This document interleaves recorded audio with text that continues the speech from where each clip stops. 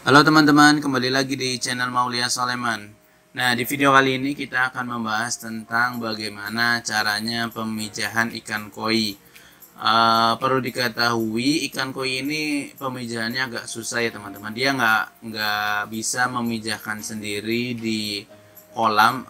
Jarang banget sih. Ada beberapa, cuma jarang banget karena nggak tahu kenapa dia mungkin tipe pemalu ya. Jadi maunya menyendiri aja. Jadi nanti kita akan lihat bagaimana step-stepnya, cara memijahkan ikan koi dari persiapannya sampai nanti treatment setelah pemijahannya bagaimana. Jadi tetap stay dan jangan lupa subscribe ya. Oke, yang pertama adalah kita mempersiapkan media pemijahan. Ini medianya untuk menempelnya telur. Jadi ada beberapa media ya teman-teman. Ini yang kita akan pakai adalah ada kemoceng. Yang kedua ada tali rafia yang sudah diseleret-seleret gitu. Nanti itu ada sebagai media untuk menempelnya telur.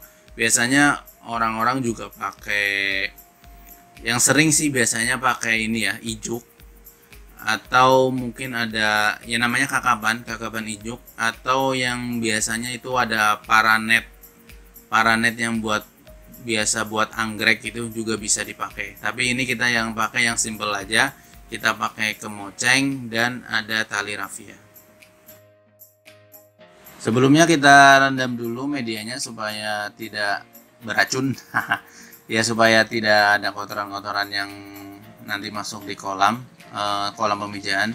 Jadi supaya steril lah ya. Nah, langkah berikutnya adalah kita persiapkan tempat pemijahannya. Ini kita udah taruh medianya, yaitu kemoceng dan tali rafia. Perlu diingat ya, untuk pemijahan kita tidak pakai filter, jadi kita makainya itu aerator. Dan aeratornya itu kalau bisa dibanyakin ya teman-teman.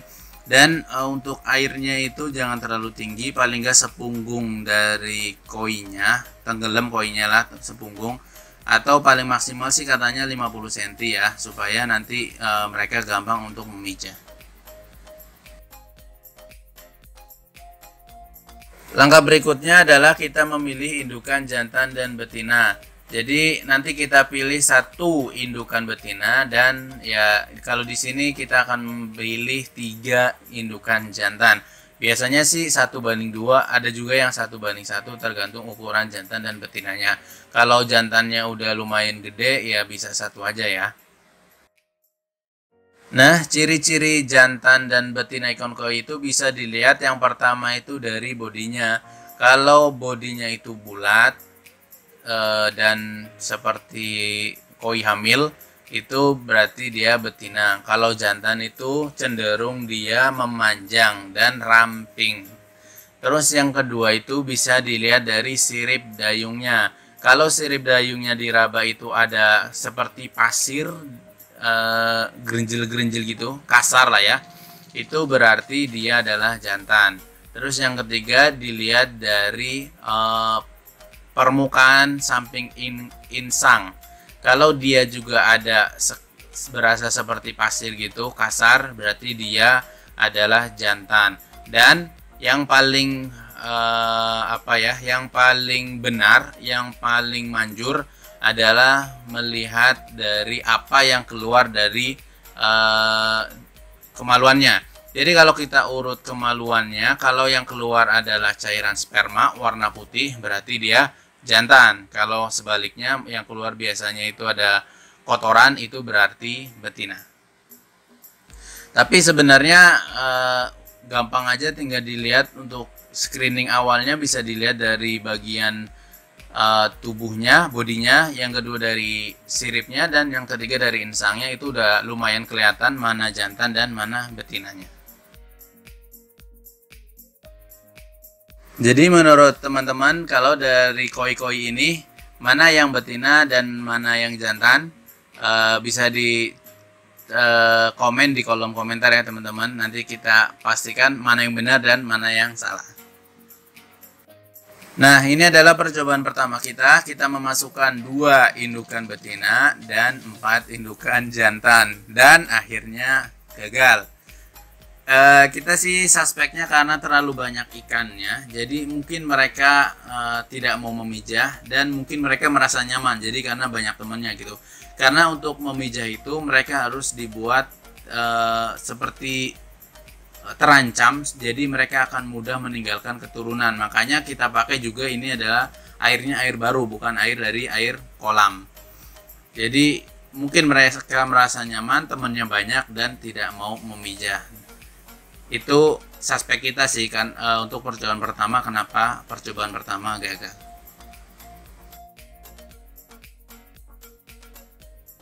Nah, ini adalah percobaan kedua kita. Kita memasukkan 1 indukan betina dan 2 indukan jantan. Indukan betinanya adalah Kohaku Doitsu dan jantannya adalah Sankei.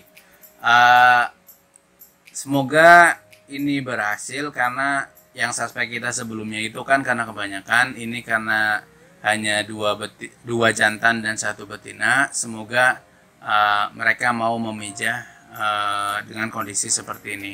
Nanti kita lihat besoknya apakah berhasil atau tidak berhasil.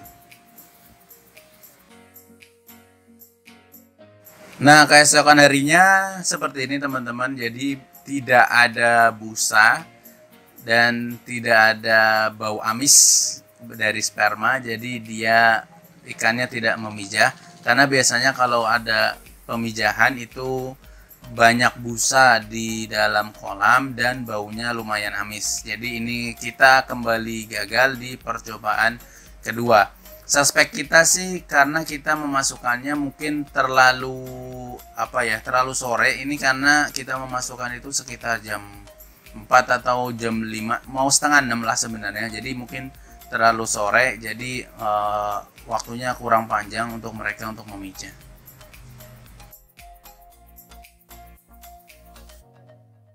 Dan akhirnya untuk percobaan ketiga, kita lihat subuh-subuh, kita melihat ada busa-busa di dalam kolam. Artinya ini pemijahannya berhasil.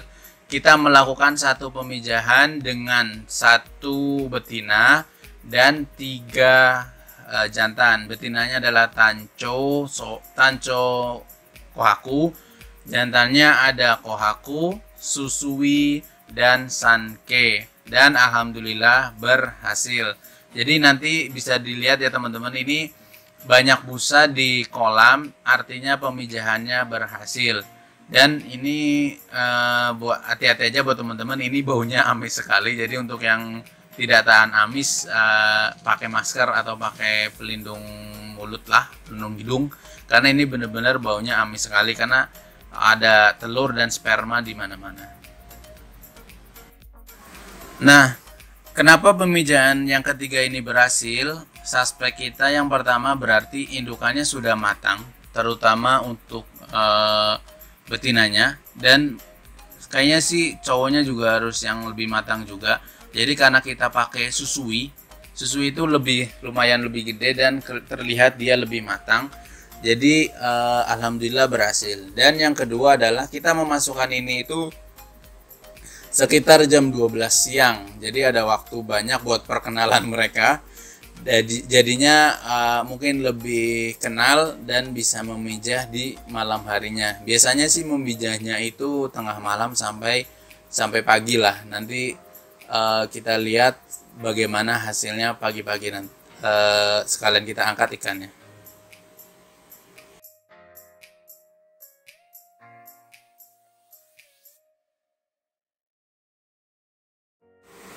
Yap, ini hasilnya teman-teman. Kolamnya sangat berbusa dan sepertinya mereka masih melakukan pemijahan.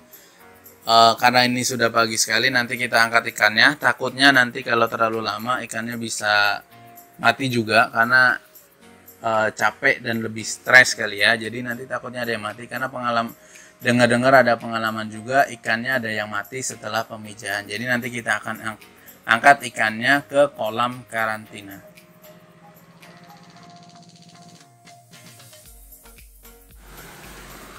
Nah, kita ini mau mengangkat ikannya. kita mau pindahkan dari kolam telur ini ke kolam karantina, biasanya ada beberapa cara sih. Kita mindahin telurnya ke kolam pemecahan telur atau memindahkan induknya ke kolam karantina. Lebih gampangnya sih memindahkan indukannya ke kolam karantina saja.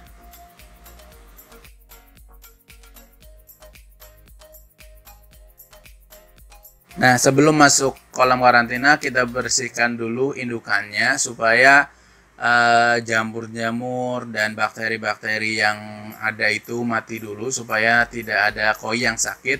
Biasa kita pakai PK supaya steril ikan-ikannya. Dan ini ikan-ikannya itu karena habis pemijahan itu lendirnya itu berkurang sekali, hampir nggak ada teman-teman. Jadi sisiknya itu kasar gitu. Lendirnya itu belum terbentuk lagi karena ya kalau pemijahan kan mereka saling memepet satu sama lain ya, jadi mungkin lendirnya hilang. Makanya kita pisahkan dulu di kolam karantina supaya mereka terbiasa dulu dan sehat, supaya nanti bisa masuk ke kolam utama.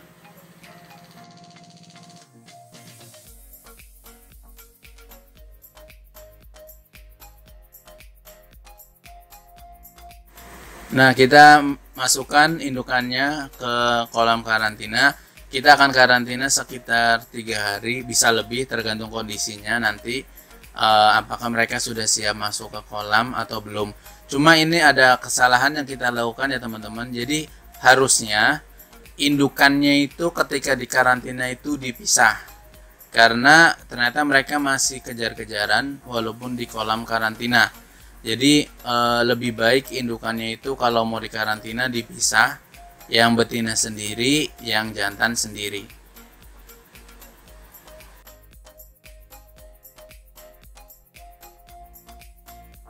Selama proses karantina kita tidak melakukan treatment apa-apa, hanya perlu menaruh filter supaya oksigen terlarutnya tetap ada dan kotorannya bisa disaring. Dan dilihat juga bagaimana perkembangan indukannya, apakah sehat atau tidak.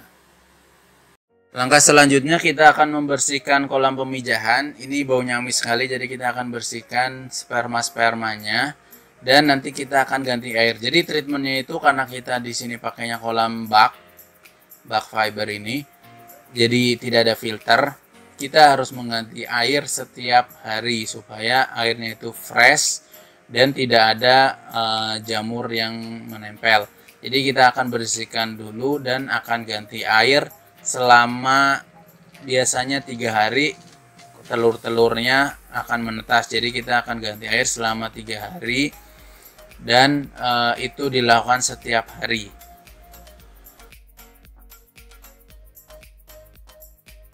Nah, ini teman-teman bisa melihat ini udah ada telur-telurnya yang sudah dibuai dengan sperma.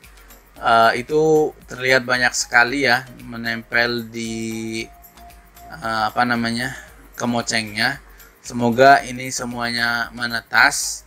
Itu dibilang sih katanya kalau indukannya lumayan gede itu sekitar 300.000 telur, dan yang menetas biasanya sekitar 80%, ya jadi 240.000 yang menetas. Semoga kita mendapatkan ya sekitar segitu atau mungkin lebih kurang karena indukan kita kecil, tapi semoga tetap banyak yang menetas. Nah, segitu aja video dari kita untuk tentang pemijahan. Nanti kita akan update tentang perkembangan telurnya sampai dia menetas dan bagaimana treatment untuk telurnya supaya dia tetap menetas banyak, dan harus apa yang harus kita lakukan ketika telurnya sudah menetas.